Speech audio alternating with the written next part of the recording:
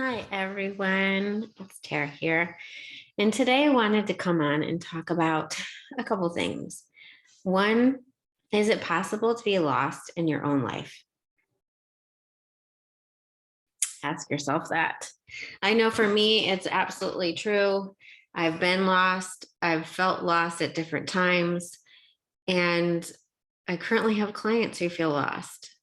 And so, what in the world does that even feel like? What does that look like? Right? Because you might be thinking to yourself, like, how can you be lost in your own life? You know what you're doing. Well, so many of us, we're charging ahead with all the things to do, all the things to do, all the things to do, but we lose ourselves in the doing. I know that I lost myself in the doing, and I still continue to lose myself at times in the doing. Here's the thing. Many times, because we're so good at doing or fixing, that when emotions show up to give us information, we do our best to course correct them. And what I mean by that is maybe you're feeling sad or angry, or you're feeling desperate or lost. And instead of doing what I'm going to tell you to do, you just try to reach for what you consider to be yourself. You try to reach for happiness or productivity or creativity or anything that will shift you out of that place. And not that I think that there's anything wrong with shifting out of.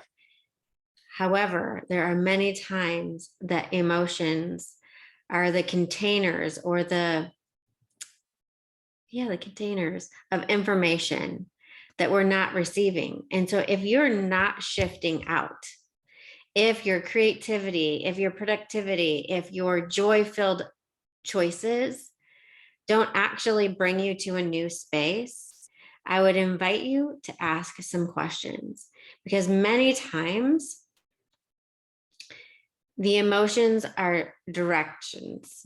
They're actually informational directions or detours that are there to take us to places that are different from where we're at.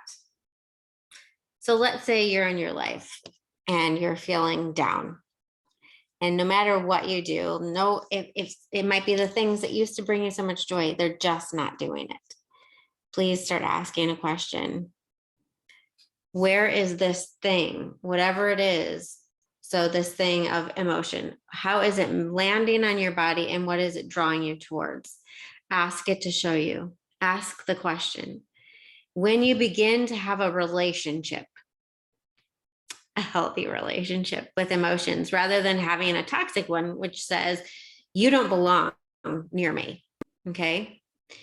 There's certain emotions that we say, like anger, sadness, frustration, despondency, desperation, jealousy, all these emotions, we say, you don't belong near me. And yet so many of them come housing information that could take us to something more fulfilling than happiness. It could take us to something that changes our life, that creates meaning, creates movement. And there is something more, there's something greater than happiness, which is living the fullness of your life and having what life has available for you, and then being the fullness of joy and happiness in that, rather than putting a garment on, putting happiness on like a garment while you're in the middle of a really suffocating situation. So I had a recent client who was feeling despondent and desperate. And she's like, this just isn't me. Well, first of all, we're not emotions. Emotions are energy in motion. We experience them. They come to us. Sometimes we hold on to them, but we're not even happiness. Happiness is an energy in motion. We can be the state of being of joy, which is a state of being. However, we're much more than that. We are who we are. Emotions are themselves. We take them on, we experience them, and we can receive from them. So if you're feeling desperate, what are you desperate for? Not what's causing your desperation. That's the problem, right? That's the thing that's coming in. And as it lands in our body, we feel desperate. But it's changing our view, and it's asking us to look this way. What are you desperate for? Most of us go, oh my gosh, desperate. Like, let me hold this inside. Let me figure this out. Let me do something with this. And we hold on to it, and then it goes inside of our body. Or the other thing that we do is we go, how do I get this off of me? And then desperation keeps showing up because it's like, please turn. I have something for you. If you're willing to ask the question of what is desperation here to bring me to? What am I desperate for? Right? And you might need to sit with it, because you might not have asked yourself questions for a long time, questions that are deep and meaningful. And so you might need to unpack what that is.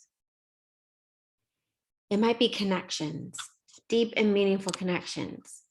And then the next question might be, and so how are these connections that I'm longing for, how are they fighting me? You might get like angry. And so what are you pissed for? What are you pissed about? And so it's like, okay, so they're fighting me. How am I fighting back? And how can I lean in to the connections? How can I have them without controlling them? Because a lot of times we say, like, I want a connection.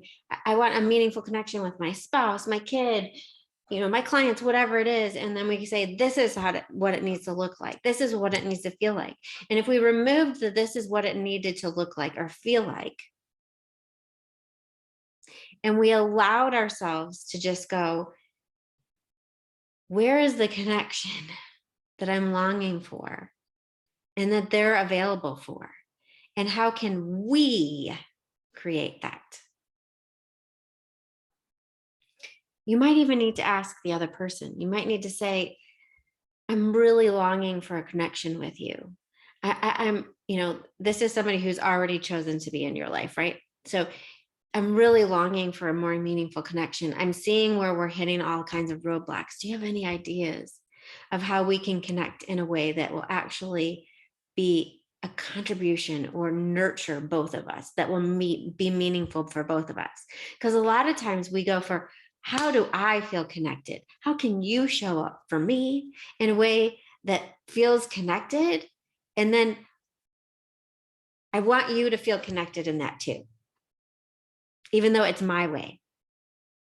And so if we start to ask questions like, how can we do this different in a way that actually contributes to both of us, that supports both of us and feels good to both of us, you can move into the space of curiosity of how to do things different. But as you can see, like all the way along, we're asking questions that we don't have answers for, so that we can move to a place of something greater. Your emotions are often showing up to tell you what you're holding on to is no longer serving, and that there's something greater. A lot of times the crunchy emotions are there for that. And instead of asking them to change, if we listened and used them, life would get so much greater. So for me personally, I don't always enjoy all the emotions, but I'm so thankful for all of them, because the crunchier that they are, the more of a catalyst they are for something greater.